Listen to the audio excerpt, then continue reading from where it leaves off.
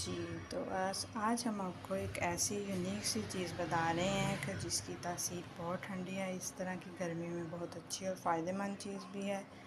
तो बनती भी बहुत जल्दी झटपट सी बन जाती है और आजकल सीज़न भी है कच्चे में आम का, तो वो आसानी से आपको मिल भी जाएंगे। तो ज़रूर बनाइएगा। चलो हम बना जाते हैं अब रेसिपी की तरफ। किस तरह ये बनना है, ये बेसिकली एक चटनी कह लें, एक जूस टाइप लिक्विड चीज़ कह लें।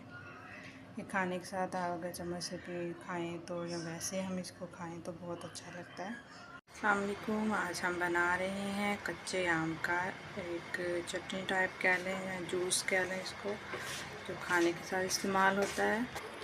ये हाफ़ केजी मैंने आम लिए हैं कच्चे। इसको पानी के अंदर रख दिया बॉयल होने के लिए। अच्छी तरह जब बॉयल होकर नरम हो जाएंगे तो फिर हम इनको ठंडा करके इसकी वो चटनी टाइप बनाएंगे। ये देखिए जी, आम पक के बॉयल हो गए हैं पानी में अच्छी तरह। तो इनका कलर देखें कैसे येलो सा हो गया। ग्रीन कलर के थे, ये येलो कलर के हो गए और सॉफ्ट भी अच्छी तरह हो गए। अब हम इनको इस पानी से निकाल के ठंडे पानी में रखेंगे और इनको ठंडा करेंगे अच्छी तरह, फिर इसके आगे बनाएंगे। जी, तो जो हमने आम बॉयल किए हुए थे, ये देखें इस तरह ये इतने सॉफ्ट हो चुके हैं अंदर से। हमें इनका ये पल्प चाहिए, छिलका हमने रिमूव कर देना है। इसी तरह इसको हम लेके ये हमने बाउल में ठंडा चिल वाटर ले लिया। अब इसको हम इसके अंदर ऐसे निचोड़ देंगे, सारा इसका गुठली रहने देंगे अंदर ही, और छिलका हम इसका रिमूव कर देंगे और पल्प इसके साथ ही जाएगा। इसी तरह हम सारे मैंगोज़ कर लेंगे। ये देखिए हमने सारे आमों को इसी तरह इसमें डाल लिया। ये इसका पल्प है, ये पल्प है, और गुठली भी बीच में रहने देते हैं। और गुठली को जब हो जाता है मसाले वाला तो उसको वो खाएं तो बहुत टेस्टी लगती है। इसमें अब हम थोड़ा सा नमक शामिल करेंगे, हाफ़ टी स्पून।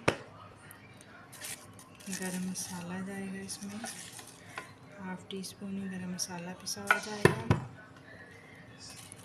खुश्क धनिया हम भी हाफ़ टी स्पून शामिल करेंगे।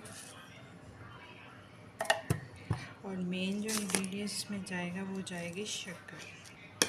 ये चीनी भी डाल सकते हैं, लेकिन चूँकि शक्कर हो इसमें ज़्यादा अच्छा टेस्ट देती है, तो वो हम इसमें ये ब्राउन शुगर से कहते हैं, ब्राउन शुगर वो जाएगी, इससे मीठापन आएगा और ये रेडी है। इसको गर्मियों में खाने के साथ, चम्मच के साथ अगर आप खाएं तो बहुत टेस्टी लगता है। ये इसकी तासीर बहुत ठंडी हो जाती है। आम चूँकि गर्म होते हैं, लेकिन जब हमने इन्हें बॉयल कर लिया तो इनकी तासीर ठंडी हो गई। और इसी से शरबत भी बनता है कच्ची कैरी का, वो भी मैं आपसे ज़रूर शेयर करूँगी। ये हमारा बन के तैयार हो गया है। इसे पंजाबी में तो छिच्छा भी कहते हैं, लेकिन आप इसे कोई भी नाम दे लें। कच्चे आम का जूस कह लें, कच्चे आम की चटनी कह लें, ईच एंड एवरीथिंग कुछ भी कह लें।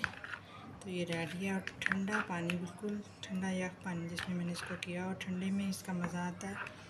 तो ये तैयार है, ट्राई कीजिएगा, ज़रूर फीडबैक दीजिएगा और दुआओं में याद रखिएगा। इसकी मैं फ़ाइनल लुक आपको दिखाऊं तो ये ऐसे दिखता है, ठीक है। एक चुटकी के करीब बिल्कुल हम इसमें सोप में शामिल करेंगे, बिल्कुल थोड़ी सी, क्योंकि ये कच्ची मिर्च होती है, ये ज़्यादा नहीं अच्छी लगती इसमें, बिल्कुल एक चुटकी है। अब इसे हम डिश आउट करते हैं।